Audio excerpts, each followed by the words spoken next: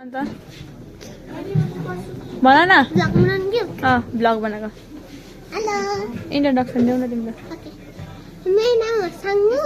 अन्त हामीले पहिला झन्डीको भ्लगमा पनि भेटेको थियो अन्त आज चाहिँ हाम्रो नयाँ भ्लग छ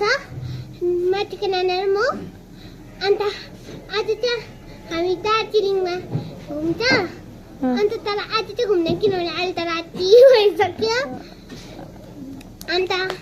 हामी अहिले एकछिन घर जान्छ अहिले चाहिँ हामी कहाँ छ अहिले चाहिँ हामी दोकानमा छ यहाँ नाना र मैले उयो के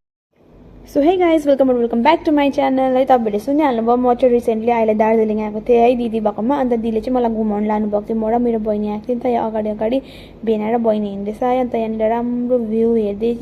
चिसो दिनमा नानी चाहिँ आइसक्रिम खाने अरे अन्त यहाँनिर ऊ आइसक्रिम नखाइ नहुने है तर अन्त हामी सबैजना घुम्नु गएको है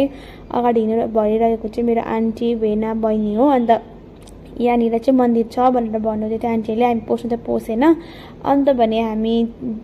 भ्यूको मजा उठाउँदै चाहिँ अलिक अगाडिसम्म आएँ मेरो साङ्गो चाहिँ यहाँ अगाडि आएर यहाँनिर कुकुरहरू भएको ठाउँमा बसिरहेको थियो है ऊ पुरा ह्याप्पी थियो किनभने हामी आफ्टर लङ टाइम घुम्नु आएको नि त ऊ भएकोमा ऊ धेरै खुसी थियो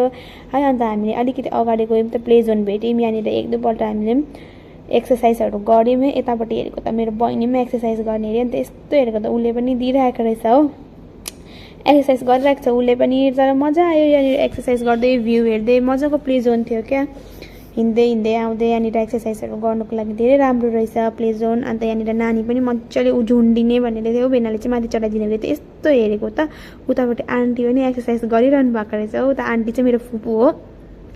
यता आन्टी पनि एक्सर्साइज गरिरहनु भएको रहेछ अन्त हामी लेट नगरिकन अलिकति अगाडि जाउँ भनेको त यहाँनिर नानीहरू भेना पनि खेल्ने भन्नु थाल्यो यहाँनिर सबैजना नानीले छोड्दै छोडेर यहाँनिर खेलिरहेको छ ऊ पनि मजाले दिनादिले मात्रै खेल्नु भएन यहाँ भेना पनि खेलिरहनु भएको छ दिदीले चाहिँ यता भ्यू हेर्दै हुनुहुन्थ्यो अन्त त्यहाँ फटाफट अलिक खेलिसकेर चाहिँ हामी अलिकति अगाडि आयौँ है अलिकति अगाडि आउँदै दुईजना नक्कल पारिदिने थियो लु म पनि हिँड्दिउँ न तै भनेर अगाडि हिँडेँ अन्त अलिकति अगाडि गइसकेपछि चाहिँ यहाँनिर मजाको भ्यू देख्यौँ मजा लाग्यो यो भ्यू हेर्नु चाहिँ जग्गा के हो म थाहा छैन दार्जिलिङै भन्छु चौरस्तामा घुमेको हामीले चाहिँ अन्त यहाँनिर चाहिँ टर्न वाइज फोटोहरू लियौँ सबैजना बोर्ड भएर बसिरहेको थियो भ्यू हेर्दै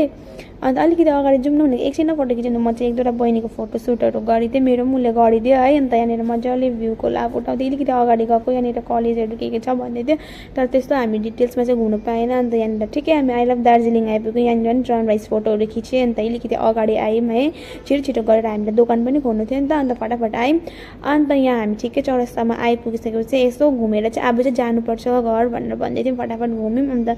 नानीले चाहिँ कसरी भिडियो बनाउने भन्दै थियो so thank you for watching my video bye bye guys